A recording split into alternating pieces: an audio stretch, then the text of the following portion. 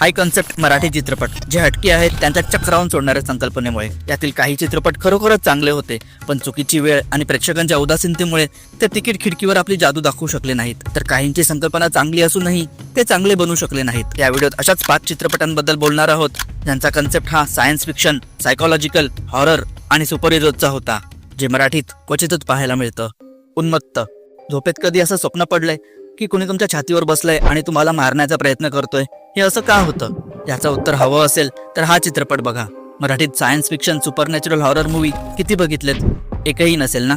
पण 2019 मध्ये आलेला हा चित्रपट टेलिपॅथी म्हणजेच दुसऱ्याच्या मनातलं ओळखणं किंवा दुसऱ्याच्या मेंदूत डोकावणं, आणि फ्री विल म्हणजे खरंच आपण एखादी गोष्ट स्वेच्छेने करतोय की दुसरा कोणी आपल्याकडून ते करवून घेते, यासारख्या किचकट सायंटिफिक कन्सेप्ट सोबत sleep walking, sleep paralysis, PTSD, post traumatic stress disorder यांसारख्या चक्रावून सोडणारा सायकोलॉजिकल कन्सेप्टही आपल्याला हॉरर, सुपरनॅचरल पद्धतीत दाखवतो. मराठीत असं काहीतरी बघायला मिळेल असं वाटलं नव्हतं. हा, स्वप्नांचा कन्सेप्ट थोडा इन्सेप्शन सारखा वाटतो, पण तरीही हा चित्रपट वेगळा आहे. पिक्चरची स्टोरी कन्फ्युजिंग आहे, जी एकदा बघितली तर समजणार नाही. त्यासाठी चित्रपट पुन्हा बघावाच लागेल. मी या चित्रपटाला मराठीतील इन्सेप्शन बोलेन. चित्रपटाचा कन्सेप्ट इतका भारी आहे की एक सॅटिस्फॅक्शन मिळतं चित्रपट बघितल्यावर, कारण काहीतरी आउट ऑफ द बॉक्स विचार केलाय लेखक आणि दिग्दर्शकाने. हा चित्रपट लपून का राहिला कोण जाणे, तो लोकांपर्यंत पोहोचलाच नाही. चित्रपटातील कलाकारही नवीन असल्याने त्याला ट्रॅक्शन मिळालं नसणार. मला हा एअरटेल एक्स्ट्रीम प्लेवर मिळाला. टाटा प्ले बिंजवरही उपलब्ध आहे. एकदा नक्की चेकआउट करा. काहीतरी हटके बघायला मिळेल हे नक्की, कारण फ्री विल सारखा कन्सेप्ट मराठीतच काय तर इतर कुठेही तुम्ही बघितला नसेल. मृगजळ, एक नसलेले अस्तित्व. सतीश राजवाडे दिग्दर्शित या चित्रपटाची शेवटची 15-20 मिनिटे विचित्रच होती. म्हणजे मराठी सिनेमात अजूनपर्यंत तरी मी असं काही पाहिलं नाही. काय होतं काय ते? हिप्नोटिझम मध्ये रिव्हर्स इंजिनिअरिंग, दुहेरी व्यक्तिमत्व, पुनर्जन्म, म्हणजे एकदमच क्रेझी. आणि हो, एखाद्या मराठी सिनेमात ओपन एंडिंग मी पहिल्यांदाच बघितली, तेही 26 वर्षापूर्वी. म्हणजे दिग्दर्शकाने प्रेक्षकांवरच सोपवलंय की तुम्हीच ठरवा की ती मीरा आहे की सुमन. भक्ती कुलकर्णी या छोट्या मुलीने स्प्लिट पर्सनॅलिटी जबरदस्त निभावली आहे. तिचं स्पेशल मेन्शन तर केलाच पाहिजे. चित्रपटाचा कन्सेप्ट जबरदस्त आहे, पण तो ज्या प्रकारे दाखवलाय ते बघून हसूही येतं. वाटतं की आता या चित्रपटाला व्यवस्थित प्रेझेंट केलं असतं दिग्दर्शकाने. कन्सेप्ट चांगला होता, पण तो व्यवस्थित मांडता आला नाही. की त्यावेळी भारतात फिल्म मेकिंगची स्टाईलच अशी होती. पण 26 वर्षापूर्वी हे असं काहीतरी दाखवण्याचं धाडस, तेही मराठी चित्रपटात, म्हणजे दाद तर द्यायलाच हवी. ZEE5 वर फ्री आहे चित्रपट. बघून सांगा कसा वाटला ते. फुंत्रू.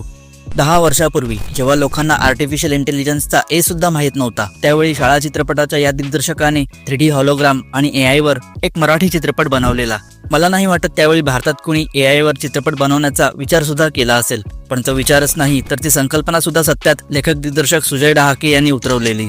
पण त्यावेळी हा कन्सेप्ट इतका नवीन होता की प्रेक्षकांना तो समजलाच नाही, किंवा प्रेक्षक त्यासाठी तयारच नव्हता. कदाचित आज हा चित्रपट एक चर्चेचा विषय ठरला असता. चित्रपटाची संकल्पना ही काळाच्याही पुढे होती. त्यासाठी त्याच्या निर्मात्यांचं कौतुक व्हायला हवं, ज्यांनी अशा चित्रपटाला बॅक केलेलं. AI हे उपयोगी तसंच डेंजरसही आहे हे दिग्दर्शकाने तेव्हाच दाखवलेलं. हॉलिवूडच्या ब्लेड रनर चित्रपटातील AI सोबत फिजिकल इंटरॅक्शनचं सीन त्या चित्रपटाने 1 वर्षापूर्वी 2016 मध्येच दाखवलेला. विचार करा, काळाच्या किती पुढे होता हा चित्रपट. कॉलेज कॅम्पस आणि हॉस्टेलचं वातावरण, विद्यार्थ्यांमध्ये असलेली स्पर्धा, त्यांचे संवाद हे आजच्या जनरेशनला शोभतील असेच आहेत.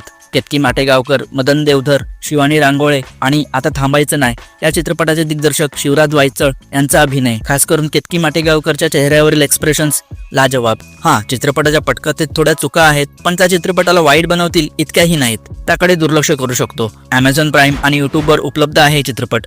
नक्की बघा. जबरदस्त. नॅनो टेक्नॉलॉजीमध्ये भारत ग्लोबल लीडर बनला आहे.